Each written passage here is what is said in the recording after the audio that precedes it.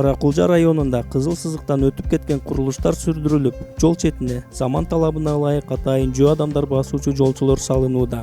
Албетте бул көрүнүш азырынча борбордук көчөлөрдө гана курулууда. Бирок кезеги менен бардык көчөлөргө атайын жолчулор салынып, жолдор оңолот. Ошол себептен алдын ала тургундардан суранып кетмекчибиз. Кандайдыр бир курулуш баштоонун алдында кызыл сызыктан ашпай, мыйзамды сыйлап, иш баштасаңыздар демекчибиз. Кызыл сызыктан өтүп кеткен курулуштар тууралуу Кара Кулжа айыл өкмөтүнүн башчысы Ормокеев Айбек мырзанын оюн билүү үчүн атайын кайрылганбыз. Ар бир мезгилдин өзүнүн талабы болот экен да.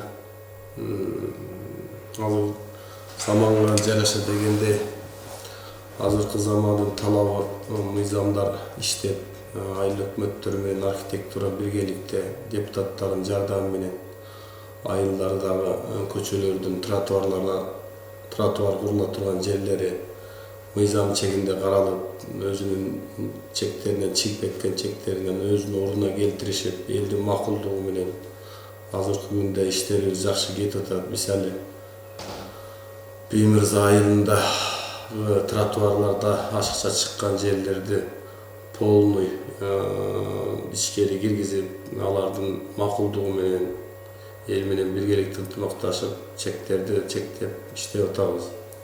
Анан айтып кетерим дагы эле, элдин өзүнө деле жакшы экен тротуарлар курулуп атса, жаш балалар ошол айылдын чекесине машина жол менен баспай, ошо тротуарлар менен басып атат.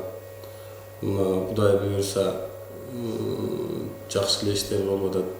Элдин өзү макулдугу менен эле чектерин, границаларын жылдырып берип, архитектуранын балдарын деле кыйнабай, биздин балдарды деле кыйнабай иштеп келе атабыз. Ошондой эле ушул Кара Кулжа айыл өкмөтү боюнча границалардан чыгып кеткен, кызыл красный линияларга чыгып кеткен жолдор бар. Ошолордан жакынкы күндө тактап, өлчөп, чектеп өз жолуна салабыз деген иштер аракеттери жүрүп жатат. Кудай буйрса, көпчүлүк дагы тротуар боло турган жерлер көп. Ошол линияларды ачабыз, ошол мыйзам чегинде баары жок ишти аткарабыз деген ойлор бар.